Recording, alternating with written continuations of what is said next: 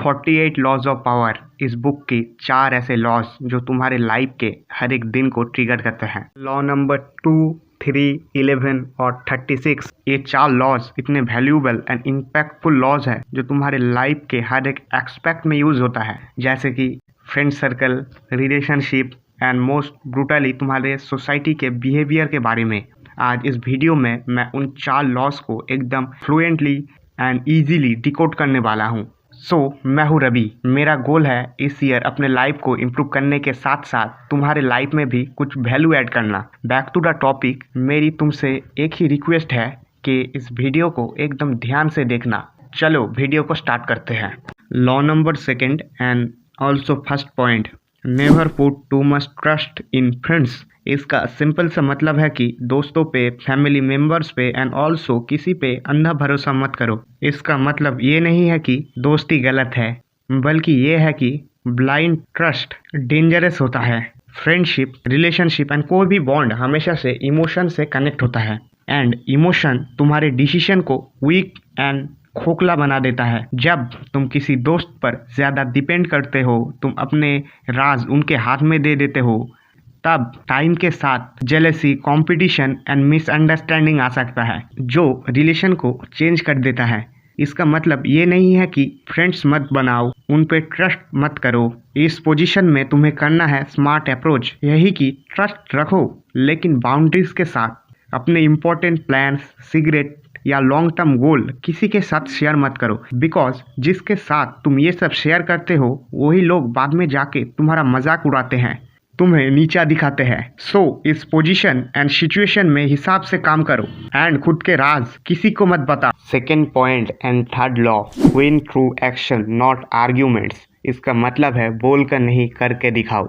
जब तुम तुम्हारे किसी दोस्त से और किसी अनजान बंदे से कोई एक टॉपिक के ऊपर आर्ग्यू करते हो, तब तुम उसे अपनी बात को समझाने की कोशिश करते हो, तुम उससे आर्ग्यू करते हो। अब तुम मेरी बात ध्यान से सुनो। ज़्यादा आर्ग्यू करना एक इल्यूजन की तरह है।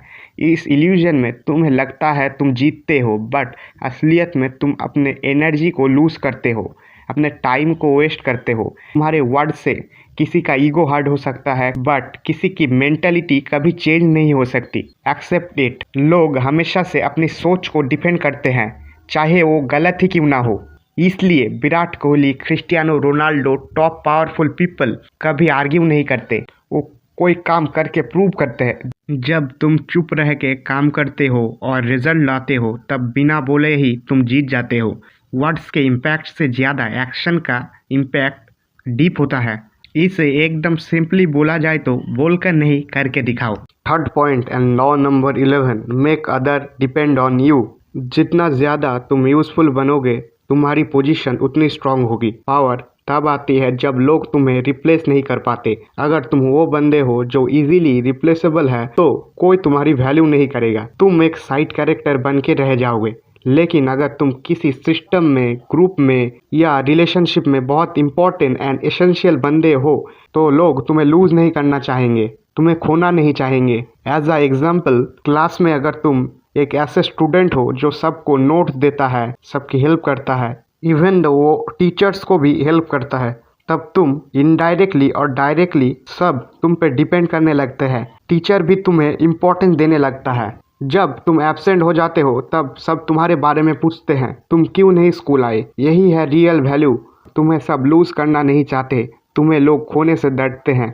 Law number 36 and fourth point, distant things you cannot have. इस लॉ का कोर आइडिया है, जो चीज़ तुम कंट्रोल नहीं कर सकते उसे इम्पोर्टेंस मत दो। लोग अक्सर उन चीज़ों के पीछे एनर्जी वेस्ट करते हैं जो उनके हाथ में नहीं होता, जैसे रिजेक्शन, लॉस्ट अपॉर्चुनिटीज़। जितना तुम किसी अनअवेलेबल चीज़ को चेज करते हो, उतना तुम वीक एंड अपने सेल्फ रिस्पेक्ट को लूज करते हो।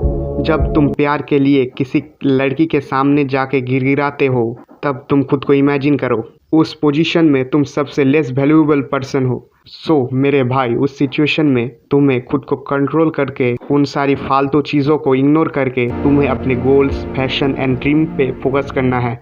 तभी तुम एक रियल मैन कहलाओगे। एकदम सिंपल बात है, जो तुम्हारा नहीं है उसके पीछे मत भागो। अपने वसूल एंड वैल्यू को इतना बढ़ाओ जो चीज़ें तुम्हें आज इग्नोर करता है वो ही तुम्हारे पास खुद चल के आ जाए।